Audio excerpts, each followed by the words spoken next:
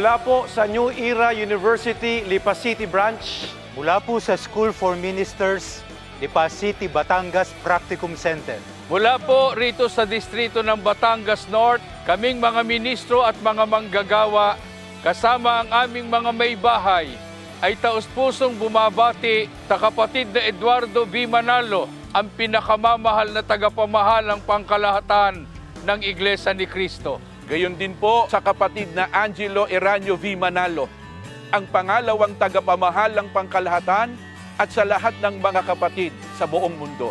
Sa biyaya ng Panginoon Diyos, buong kagalakan po naming ipinagdiriwang ang ika-112 anibersaryo ng Iglesia ni Cristo.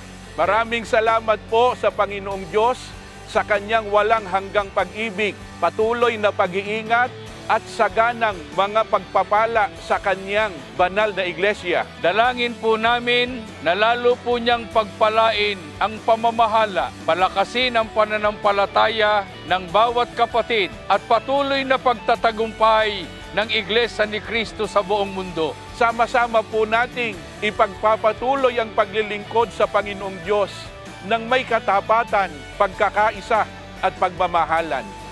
Happy 112th anniversary po! Purihin ang Panginoong Diyos!